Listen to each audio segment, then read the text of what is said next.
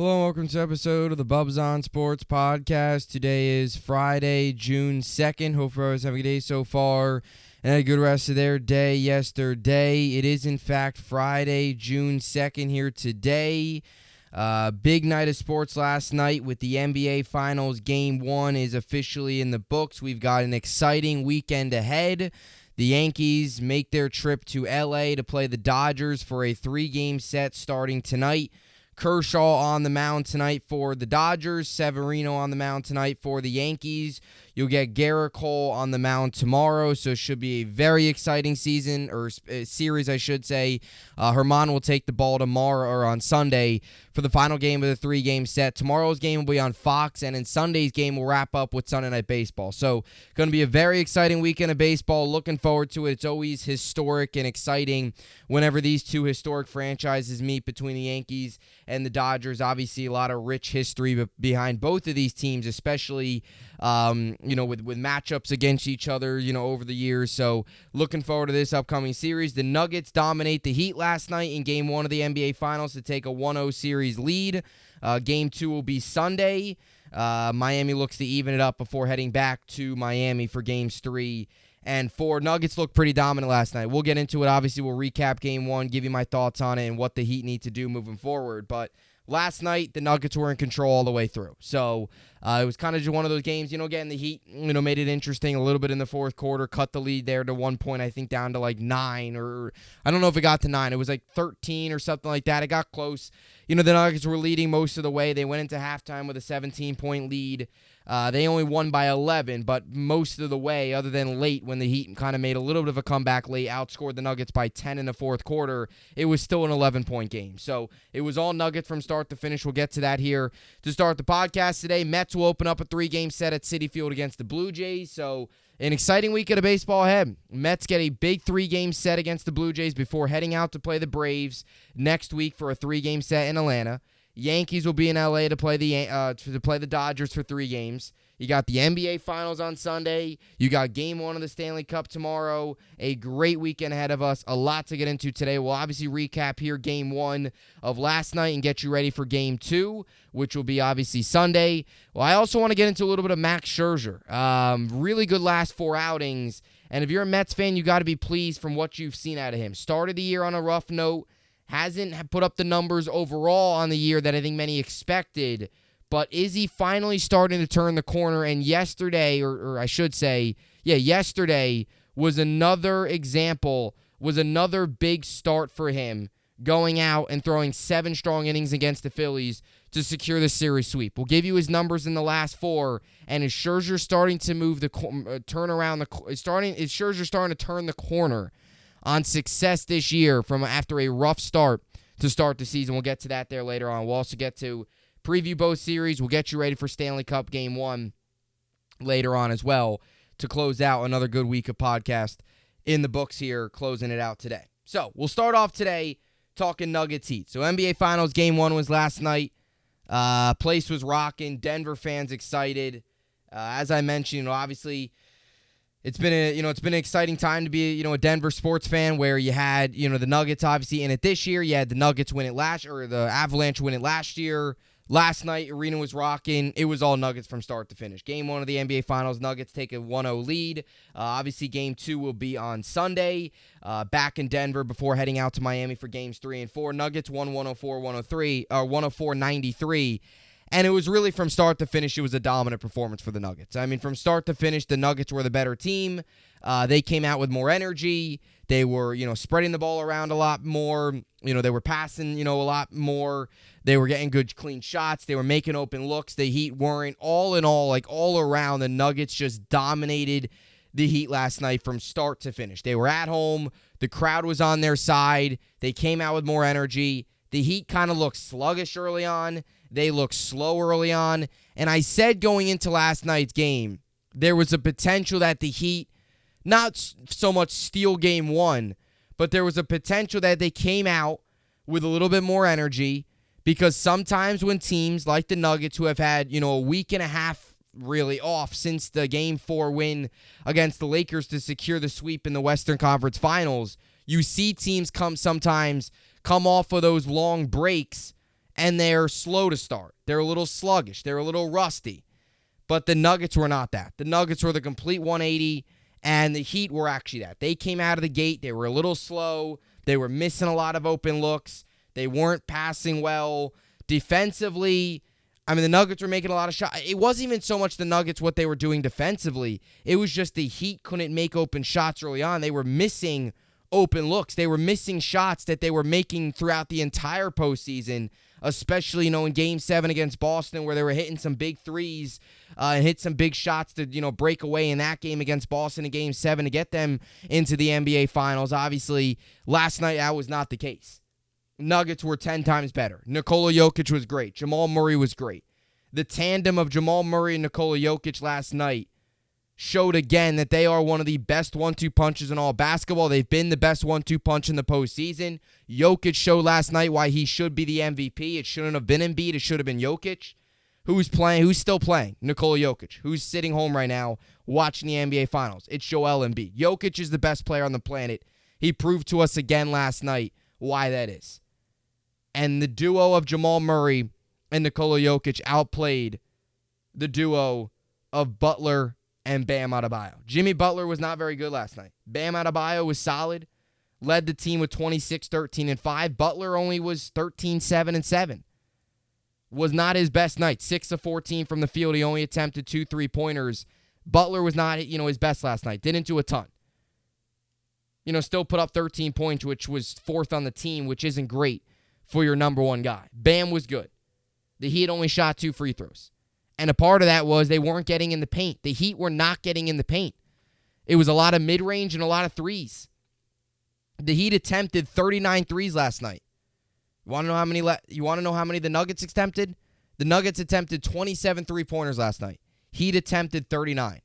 Everything from the Heat last night was the perimeter. They wouldn't go inside on Jokic. And that is why, coming out of this game, there's some people like, oh, the Heat only had 2 free throws. Yeah, they only had 2 free throws, but, they also shot everything that they were shooting was from the outside. Everything they were shooting was from the outside. They didn't take many chances interior. Took a lot of shots from the outside. Look at the shot chart from last night. Go on ESPN and look at the shot chart last night. It's crazy what the difference was in the shot chart from Denver to Miami. So all of Miami's shots, they were all perimeter shots and mid-range. Denver, there is just a giant blue clob of circles right in front of the net, right on top of the net. All the shots that they were taking from the interior. The Heat last night weren't getting into the interior. Everything was from outside. Everything was from deep. That's not going to win you championships. They don't really have. I know they got Duncan Robinson. I know they get, potentially get Tyler Hero back for Game 2. But against a Nuggets team that can control the tempo and a Nuggets team that's very good defensively, chucking up threes is not going to get the job done. It's just not. The Heat had almost last night felt like they were afraid to go in the paint. They were afraid to go up against Jokic in the paint because everything was from outside. That's my biggest takeaway from last night. So, again, you hear today, throughout the day today, the fact that the Heat only shot 2 free throws. And everyone's like, oh, the refs. It wasn't the refs. Look at the shot chart. You're not going to get fouled a ton shooting threes. You're going to get to the line. You're going to get fouled by taking chances in the interior, driving to the net. Not just standing on the outside, chucking up threes and missing them and open looks. The Heat looked really bad last night. Really bad. And I don't know if it was, again, to me, the Heat didn't look good. It wasn't so much the Nuggets' defense that was forcing these missed shots. A lot of it was they were just missing wide open shots. That can't happen. The Nuggets were also just that good. Now, they did slow down a little bit late, obviously. The third quarter, Heat, was chipping away a little bit. They never really got extremely close, but the Nuggets had a firm lead the entire game. But the Heat did start to chip away a little bit there in the fourth. Outscored, obviously, the Nuggets by 10. But outside of that, it was all Nuggets. Nuggets as a team shot 40 of 79 from the floor, 8 of 27 from 3. So they shot 50.6% from the floor. Coming out of that first half, they were shooting just a tick below 60% going into the first half. They went into the first half with a 17-point lead. 17-point lead going into halftime. As the Heat on the road, I said it last night, you can't get down early on the road. The Heat did, and you saw what happened. They lose by 11 despite having a good, solid fourth quarter. And do they carry that into game 2? I don't know. Maybe they do, maybe they don't. But, I mean, the dominance to start from the Nuggets, and the Heat just dug themselves into way too big of a hole. Even when they were able to come back a little bit, it was too little too late. Nuggets shot 29.6 from 3. Again, wasn't their best night from 3. They're not this big-time three-point shooting team. When you look at the Heat, they went 39 of 96, 40.6% from the floor. They went 13 of 39 from three-point range, 33.3%. 39 threes. 39 threes. And that is why they didn't get to the free throw line. I keep saying it. I'm repeating myself. I know I am. But that is why. The notion going around that the refs were on the Nuggets side is ridiculous. Watch the game and you would understand why the Heat don't have as many free throws, why the Heat weren't getting to the line. That's a big reason why. 39 three-pointers opposed to the Nuggets' 27 three-pointers. Nuggets as a team took 79 shots. Heat took 96. Heat just above 30%. Nuggets above 50%. So, or just above, the 30%. Obviously just above 40%, I should say. Heat just above the 50%. So, our Nuggets above 50% from the floor. And again, I knew too, there was another moment in this game, watching the game last night. Then we'll kind of break it to some, player performances as well. I knew last night's game, the Nuggets were going to win when you came out of that fourth quarter, or that first quarter rather. And the Nuggets were up 9. And they had a lot of momentum. They were playing well. And they were up 9 with Jokic only having 1 field goal. He had 2 points. I believe it was 2 points. Or 4 points. Because I think he went 1 for 1 from the floor. And then he had 2 free throws. 4 points, I believe he had, coming out of that first quarter. It was Aaron Gordon, actually, who got a lot of the scoring starting for the Nuggets. He had 16 points last night, went 7 of 10 from the field. He started out the game like 4 of 4. He started out the game like he had 12 points right out of the gate. Aaron Gordon was doing the damage for the Nuggets. It wasn't so much Jokic early on. And I knew when you get down 9-0. Now, Jokic was, playmaking and doing all that stuff. He had 6 assists. He was spreading the ball around. That's the type of player he is. He's about the team. He's going to do what's best for the team. He's not a guy that's going to shoot up, 40 shots a game. And I know that's exaggeration. He's just not a guy that can do that. He took 12 shots last night. A lot of times, number 1 guys on teams take the most shots. Last night, he took the 3rd most shots on the team. The most came from Jamal Murray. Jokic had 14 assists, the most. Jokic he's all about the team. He's selfless. I mean, he's not selfish at all. In terms of ball. I need the ball. This is all about me. I got to put up 40 points. I care about my stats only. He still put up a big night, but early on, it was him racking up the assists and giving good, giving passes to other guys and giving other guys opportunities. That's what it was last night for Jokic early on. And you knew coming out of that first quarter when they were up 9 and Jokic still didn't get into his full scoring groove just yet, you knew it was over. Because once Jokic got into his scoring groove, which he eventually got to lead the team with 27 points, 10 boards, and 14 assists. Once that happened, you knew it was over. The Heat had their chance. They didn't take advantage. So all in all, when you break it down, Jokic led the Nuggets with 27, 10, and 14.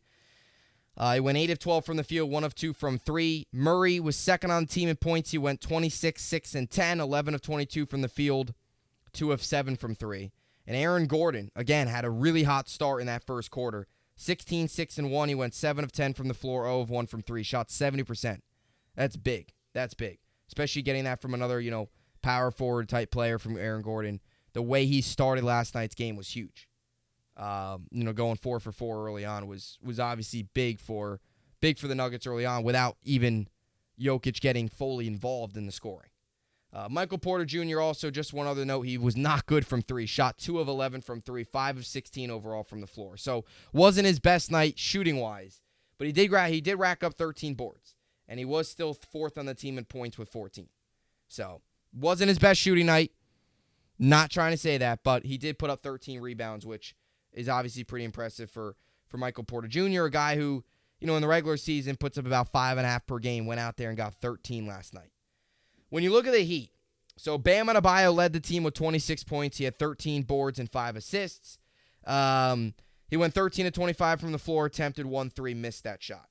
Gabe Vincent went 19, 2 and 5. He went 7 of 14 from the floor, 5 of 10 from 3. Had a really good night shooting. Gave them 19 points, 50% from 3, 50% from the floor.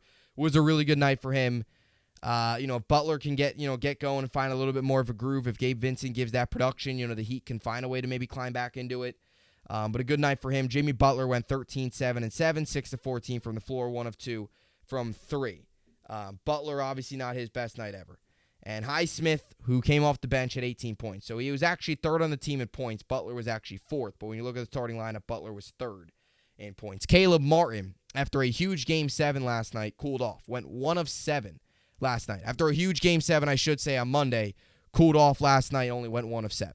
So, again, guys that had big performances in the earlier rounds did not show up last night. They just didn't. I mean, Duncan Robinson last night went 1 of 6 from the floor. He went 1 of 5 from 3. That can't happen. He's got to be your three-point guy. He was missing open looks. Very rarely does that happen. Max Struss last night had probably the worst game of his career. Went 0 for 10 from the floor, 0 for 9 from 3. Didn't score a point and took 10 shots. 9 of those were from 3. That can't happen. So you had some, again, I mean, that's how bad they were from 3. 39 threes, you shoot 33.3%, not going to get the job done. So again, as I mentioned earlier, I wanted to compare what Jokic and Jamal Murray did. And let's be honest here, Jokic is extremely underrated. He really is. He does not get the attention he deserves. The regular season, he was 18th in points, 2nd in rebounds, 3rd in assists, 8th in field goal percentage. Not many people talk about that. Everybody talked about how Embiid was putting up 33 a night. Oh, Embiid, number 1 in the league in points per game. All that stuff. You look at the overall statistical categories, Jokic was better than Embiid. And guess who's still playing? It's Jokic. You take Jokic off the Nuggets roster, the Nuggets aren't the same. You take Embiid off the Sixers roster, they probably still get to the playoffs, but they're still going to get eliminated with or without Embiid. Again, most valuable. Nowadays, that the most valuable player award gets tossed around. It's whoever has whoever could put up the most stats in the NBA, or whoever could put up the most points per game. If you're top 3 in the NBA in points per game, you're going to be right in contention. If you could put up 30 a night, it doesn't matter if you're on the worst team in the NBA, you're going to be in contention to win the MVP. It's unfortunate that the award has gone to that point, but in terms of most valuable, Jokic is, and what he does in so many facets of the game, it's crazy. And he still doesn't get a ton of respect. And again, that's the one thing is, he was a 41st overall pick. He was picked during a Taco Bell commercial. During a Taco Bell commercial, Nikola Jokic, the draft pick, came across the bottom of the screen on the sports ticker and said, Denver Nuggets select center Nikola Jokic. Back in 2014, obviously. I don't know if it was his draft pick. I don't know if it's, he's not wasn't a big name coming out of college and all that stuff. Whatever it was, he does not get the respect he deserves. And even now, now that he's in the NBA Finals, he's starting to finally get a little bit of respect. But let's be honest here. Embiid should not have won MVP. He should not have won MVP. Should have been Jokic again. Should have been. And look who's still playing. It's Nikola Jokic. And if the Nuggets continue to do this, Miami will be out of here in 4. Forget winning a game in Miami. They'll be out of here in 4 games. If they played like they did last night and Jokic did what he did last night, Nuggets will be sweeping, and they'll be having a championship parade a whole lot sooner than many of us maybe expected. So, again, he's not a guy that plays in a big market. Philly's a big market. New York is a big market. LA is a big market. The Warriors have turned into a big name market team. Maybe it's because he plays with the Nuggets. The Denver Nuggets aren't your household name team ever. They're not everybody talks about the bigger, they're a smaller market, right? They're not LA. It's not New York. It's not Boston. It's not like he's playing for the Celtics or the Lakers or the Knicks, one of these big name franchises, or even the Warriors or somebody like that, or the Sixers too, who obviously Philly sports is, big name team. They're a big market. Philly's a big market for sports, right? Denver's a small market. That's a small market. Is that the reason why? It could be. But I don't know. It's just, he doesn't get a ton of respect. And him and Jamal Murray both. Remember when I talked about this yesterday? I talked about this throughout the postseason. You went into the postseason and everybody was talking about Steph Curry and, what can KD and Devin Booker do? And, Kawhi Leonard and, the Clippers. And, you look at the Lakers and LeBron James and AD. I mean, everybody was talking about the Lakers making a run. Everybody. Sacramento Kings and their new young team. And, they're the exciting team led by De'Aaron Fox and Sabonis. And first time in the playoffs, snapping a streak, obviously the longest streak in drought in sports. And all that stuff. Everybody was talking about all those teams. Nobody was talking about the Nuggets. Meanwhile, they were the 1 seed. They finished the regular season with a 53-29 record. Kind of quietly has gone through the playoffs, and now they're here. And Jamal Murray and Nikola Jokic have seriously, because up to this point they haven't been, but after last night and what they've done throughout the postseason, they've seriously got to be considered as the best 1-2 punch right now currently in the NBA. And I'll tell you what they did last night. So combined Jokic and Jamal Murray last night put up 53 points, 16 boards, 24 assists. They went 19 of 34 from the floor, 55.9%. 3 of 9 from 3, 33.3%. They didn't take a ton of threes last night. The Nuggets as a whole didn't. That's not their game. But they still shot 55.9% from the floor, and they put up 53 points combined between Jokic and Jamal Murray. You look at Butler and Bam, 39, 20, and 12. 19 and 39 from the floor, 48.7%. Also went 33.3% from 3. So Jokic and Murray were better, and they were better by a lot. Jokic and Murray outscored Jimmy Butler and Bam Adebayo by 14 points. They had 12 more rebounds than they did. They shot at a 56% clip, basically, if you round it up, compared to a 48% clip for Bam and Jimmy Butler.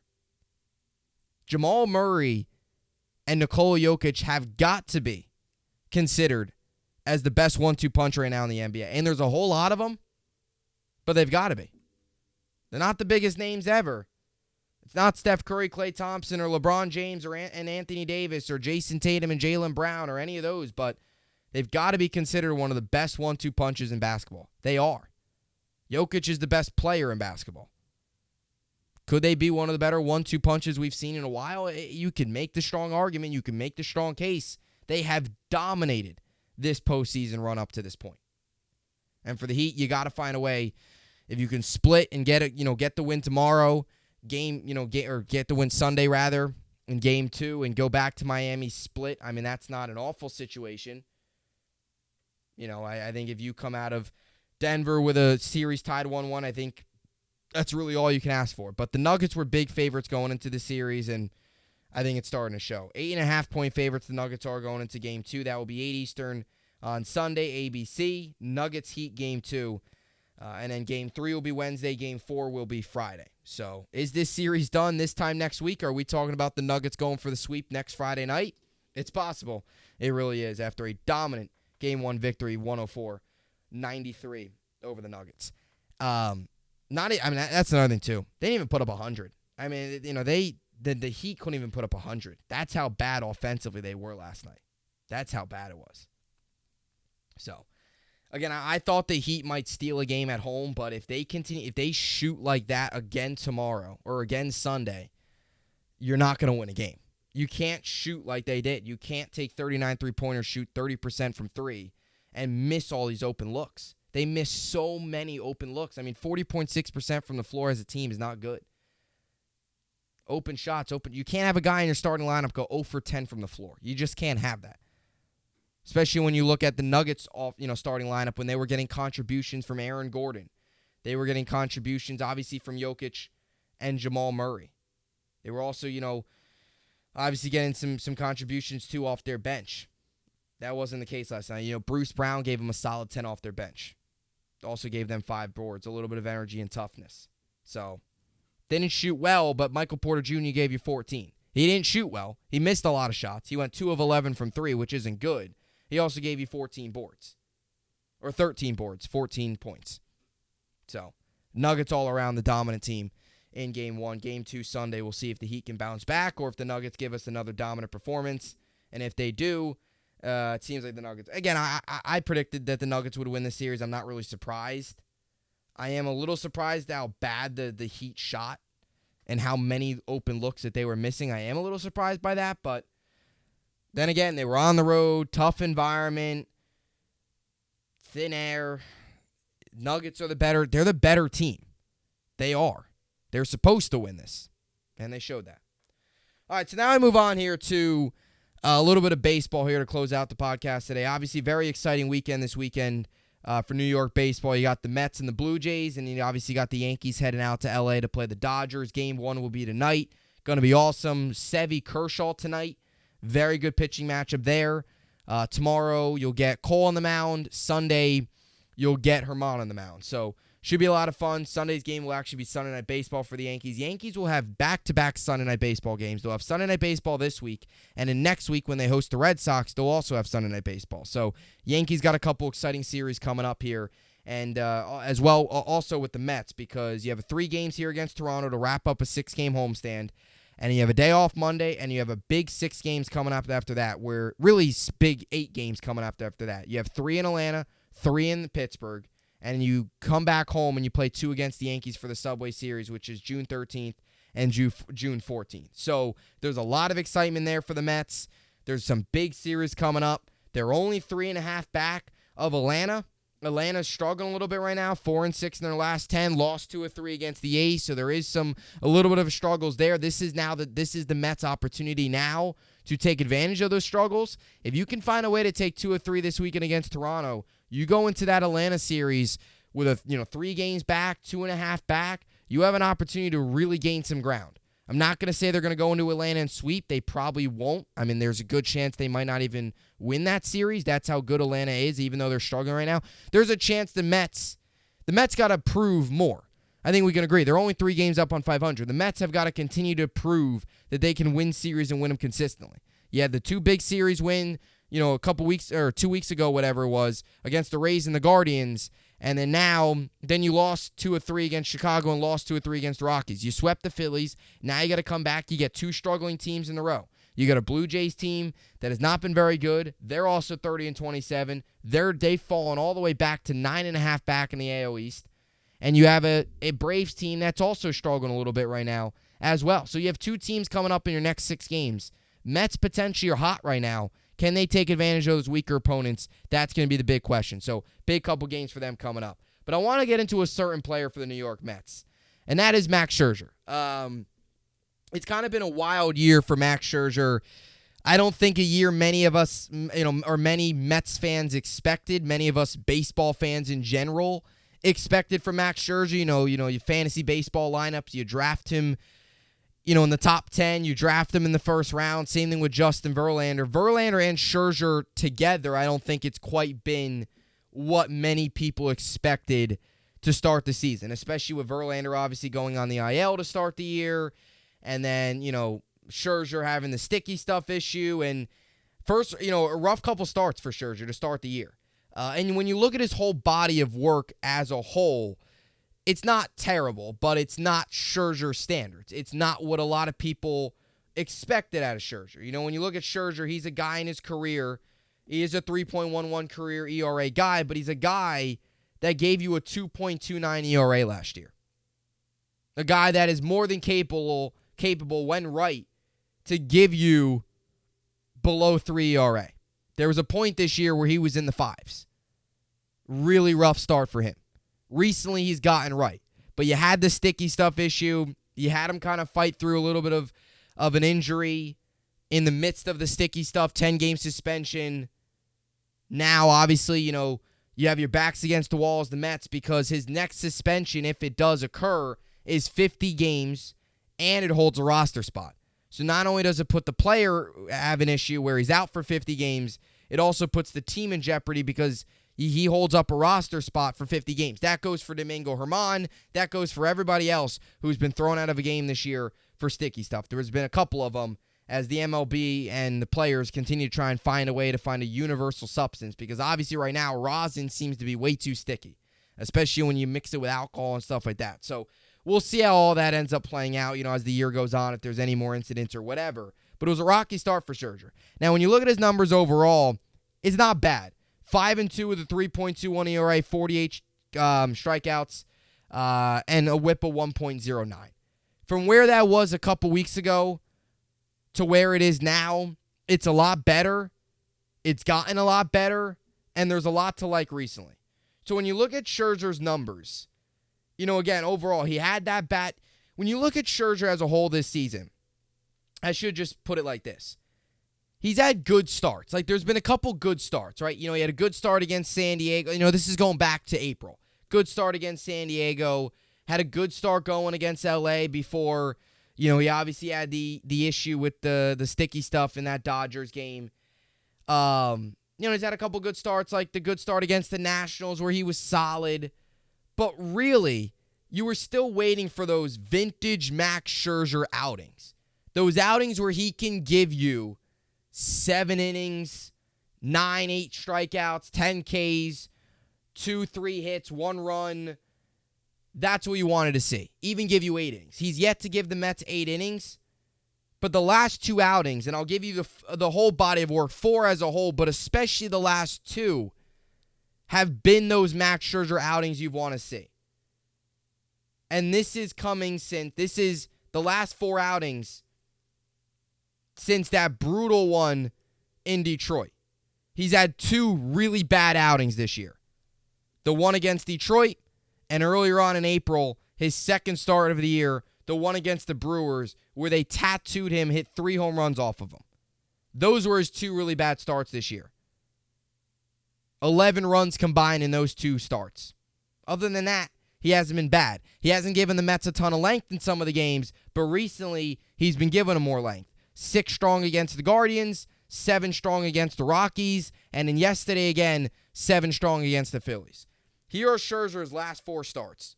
25 innings pitched, 1.03 ERA, 4 walks, 28 strikeouts. We've talked about this all year with the Mets. There's been a lot of issues with the Mets. There's been a lot of issues with the lineup. There's been a lot of issues with the rotation. There's been a lot of issues with the bullpen. And there still are issues with the bullpen. And there still are issues with the lineup. There's no doubt about that. Just because they won 3 games doesn't mean everything's all right in the world and everything's fixed. There still are things that need to be fixed and need to be done. It was a good series win, but it was against a Phillies team that's not very good. I'm not trying to take away what the Mets did, but there still are concerns. But to me, as an outsider, just a baseball fan, obviously, you look at the concern with the bullpen, and that's obviously a concern. You look at the lineup. But to me, the biggest 2 issues with the Mets so far, and maybe not the 2 biggest issues, but the 2 biggest things that need to be steady for the Mets is Max Scherzer and Justin Verlander. And Max Scherzer having this recent success with an ERA of 1.03 over his last 4 starts. His last 2 outings have been phenomenal. 14 strong innings, 3 runs allowed, only 2 earned. 17 strikeouts in the last 2 games, 14 innings, has taken the stress off the bullpen. One of those outings coming against the Phillies to secure the sweep against a division opponent, which is always a big win. One of those outings coming against the Rockies where they still lost the series, but if it wasn't for that outing by Scherzer on that Friday to open up the series, the Mets would have went into Colorado and gotten swept. And you would have came out of that series and said Scherzer and Verlander just got rocked around, just got crushed by a horrible Rockies team. So that start was big, even though it gets overshadowed by the fact that the Mets blew the next 2 games of that series, and Verlander and McGill and the bullpen weren't good. But Scherzer did his job. Length's the biggest thing. The bullpen's not good. And that's the biggest thing when I look at it, where you need Scherzer and Verlander to be right, because the least amount of innings you can get the bullpen out there, you have the bullpen out there, the better for the Mets. And when you looked at the beginning of the season, you looked at Verlander and Scherzer, and sure, not every game they're going to go out there and give you 7 innings. It's just not going to happen, especially in this day and age with this type of baseball. There's going to be days where they have bad starts. Every year a pitcher has a bad outing, a couple bad outings. It's going to happen over the course of 32, 33 starts, however many you make if you can stay healthy. But when Verlander and Scherzer back each other up in the rotation, it's so important for them to give you, let's say Verlander goes out there and gives you 7 innings tonight. The rest of the rotation, is iffy, right? McGill's Carrasco's been all right since returning, but you still have Quintana's hurt. Senga's had some ups and downs recently. He's been good, had a very good outing the other night. But just imagine if Scherzer and Verlander are right, and this is the Scherzer that you're getting, and the start of the season was just a little bit of a slump, dealing with a little bit of an injury, the suspension, all that stuff. You're talking about 2 days in a row, back-to-back days, where the bullpen might only have to get you it might only have to give you 4 innings. It might only have to give you 12 outs in 2 days, opposed to having to get 12 outs in one game. 12 outs in back-to-back days. And that was the biggest concern with Scherzer early on. Was sure he was, he had that outing against the Nationals where he pitched well, and he had that outing against the Padres where he pitched well, but he gave him 5 innings. Wasn't as efficient. Threw 97 pitches in 5 innings and an 86 or 83 pitches in 5 innings against the Nationals. And it was like, all right, this isn't efficient. This isn't giving us length. And you still, despite him going out there and giving you a solid outing, that's not what you, A, paid for, and B, your bullpen still was required to give you 3 outs in the 6th, 3 outs in the 7th, 3 outs in the 8th, 3 outs in the 9th, 12 outs. Scherzer and Verlander are right. They're throwing 7 innings every game. Those 2 days, it's basically a rest for the bullpen. They got to get 12 outs in 2 days opposed to 12 outs in one game and then the next night having to get 12 outs again. The least the Mets bullpen is out there, the better. And Scherzer pitching like this is a big step in the direction. It's not only so much, the bullpen still needs to be upgraded. And they need an arm. Don't get me wrong. But it's also Verlander and Scherzer got to do their job, because the 2 days that they're out there back to back, they've got to give you length so the bullpen can kind of get 2 days of not as high leverage situations, not as high stress on the bullpen, where you're telling them to go out there and give you 8 innings and 24 outs in 2 straight days. So Scherzer's success is important in many ways. And I know that obviously is obvious, and we all know that. But I think, especially recently, last 2 starts where you've seen him pitch well and you've seen the Mets win those games. And it's kind of funny because big reason why the Mets lost that Rockies series was their bullpen. The one game that they won, their bullpen only needed to give them 6 outs. Verlander, same thing. Verlander gives you 7 strong today, good chance you win. The less the bullpen is out there, the better for the Mets. It's not good, that's bad. You still need the bullpen to be good. And again, Dave Robertson, very good, but some of these other arms they're throwing out there have not. Ottavino's been inconsistent. Drew Smith, you're throwing out Brigham or whatever the guy's name is. You're throwing out AAA arms. They do need another hard-throwing young arm in that bullpen. But Scherzer doing this is big for the team, big for the bullpen, makes Buck Showalter's life a lot easier, makes the offense's life a lot easier, where they've been inconsistent. He gives you 7 strong, a 1 run. You probably win that game. 1-2 punch for a reason. Having 2 aces is so pivotal for a reason. Scherzer's really starting to get back into his groove. Verlander's got to be next. He's got to be next. It's huge if these 2 guys are right for the Mets. Back-to-back days, if they can give you 7, 8 strong innings, that's pivotal. And Verlander obviously has had a very rocky start to the year, 4.80 ERA, coming off of a brutal start against the Rockies where he only lasted 5 innings, allowed 6 runs, was getting tattooed all over the place, 9 hits. Not good. So we'll see what he can do tonight against the Blue Jays in game 1 of a 3-game set. Tomorrow will be game 2, obviously, of the 3-game set. By the way, Bassett-Verlander tonight. So that's an exciting pitching matchup because Bassett, obviously, the former Met. You'll get Barrios and McGill tomorrow. and then you'll get Kodai Senga and Yusei Kikuchi on Sunday. So you look at the rest of the series, right? You have the pitching, and you'd probably say you have Bassett's been very good this year. But if Verlander does what he's supposed to do, you probably have the advantage tonight. Again, you look at like these series. Let's say they pitch, and again, that's what we talked about last year with Scherzer and DeGrom. Now you're talking about with Scherzer and Verlander. If they're right, and you go into a 3-game series, and Scherzer and Verlander are pitching the first 2 games of that series, you're probably winning that series. You're probably at least taking 2 of 3. Tonight. For example, you swept the Phillies, right? If that was a rubber game, you feel confident with Scherzer out there. Tonight, you got game 1 of the series against Verlander. He should get you the win. He should get you game 1 of the series. He should get you that win. Puts you in a spot to find a way to win one of the next 2 days. You have Senga on the mound on Sunday.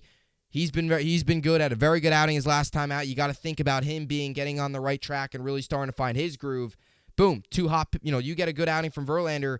You get Senga, who coming off a great outing. He gives you another outing like that. Boom, that's 2 out of 3.